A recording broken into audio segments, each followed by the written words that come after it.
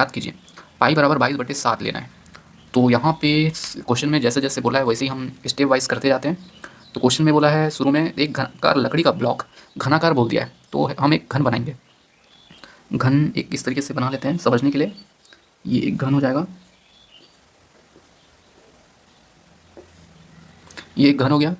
इसका जो भुजा है घन का, तो देखो सभी साइड बराबर होता है, हाइट लेंथ ऊंचाई सब एक होता है।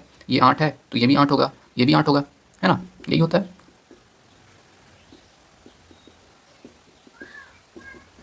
उसके बाद क्वेश्चन में बोला है ये जो घनाकार लकड़ी का ब्लॉक है इससे हमें काटना है और बेलन काट के निकालना है।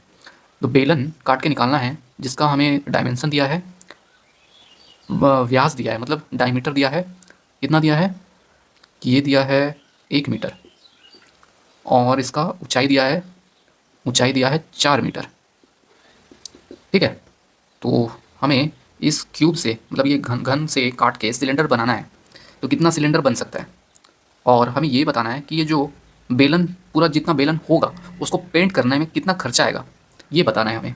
तो ये क्वेश्चन देखो दोस्तों थोड़ा टफ लग रहा होगा आपको, बट मैं आपको यही बोलूँगा आप सिर्फ देखते जाइए। आप खुद से प्रैक्टिस कर सकते हैं तो करिए, बट आप इसको ध्यान से सिर्फ अभी देखिए।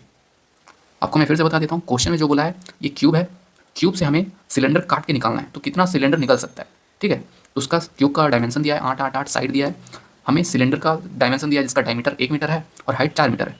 तो आप देख सकते हैं इसका जो अगर सिलेंडर यहाँ पे रखेंगे, है ना, अगर ये सिलेंडर है मान लेते हैं यहाँ पे रख लिए सिलेंडर को, तो 1 मीटर इसका डायमीटर होगा। इतना मतलब सिलेंडर आ सकता है वैसे, 1 2 3 4 5 6 7, है ना, टोटल इस तरीके से 7 सिलेंडर यहाँ पे ऐसे खड़ा खड़ा रख सकते हैं। क्योंकि अगर 1 मीटर इसका डायमीटर है तो टोटल इसका 8 है, इसका 8 मीटर ये है, तो टोटल 8 सिलेंडर रख सकते हैं खड़ा खड़ा।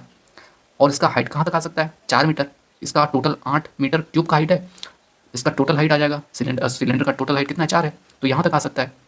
मतलब एक सिलेंडर ऐसा रख सकते हैं हम, ऐसे ऐसे, फिर इसी के ऊपर और एक सिलेंडर रख सकते हैं, है ना, इस तरीके से, इस तरीके से, है ना। 8 सिलेंडर ऊपर आ गया, 8 सिलेंडर नीचे आ गया।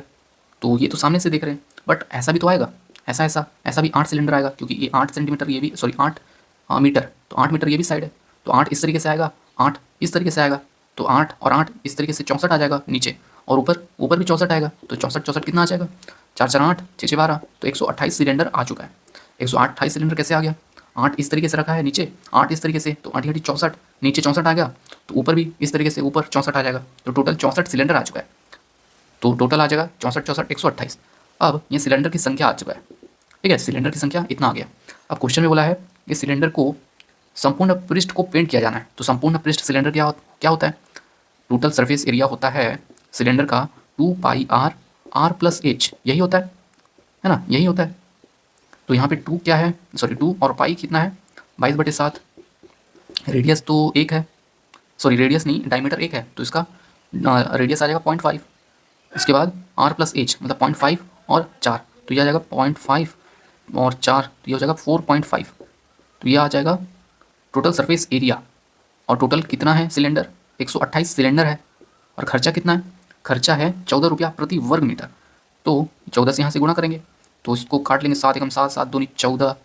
इसको अब हम सॉल्व करेंगे तो ये दशमलव नीचे हट जाएगा, दशमलव, तो ये दशमलव, तो ये दशमलव को काट लेगा, नहीं नहीं नहीं नहीं, नीचे 10 आ जाएगा ना, तो ये भी नीचे 10।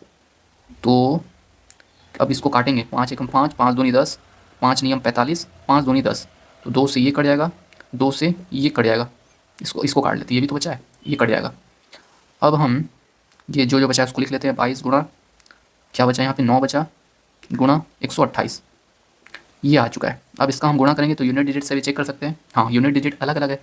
तो यूनिट डिजिट क्या आ रहा है, 9 दूनी 18, यहाँ पे 18 8 आया, और ये 8 8 64, तो यूनिट डिजिट 4 आ रहा है।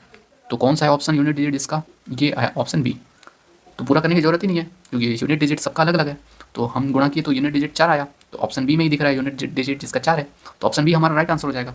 फिर भी मैं इसका आंसर आपको पूरा कैलकुलेटर में करके दिखाई देता हूँ, 22 गुना 9 गुना 128, तो ये आ चुका है 25,344, तो यही हमारा राइट आंसर है।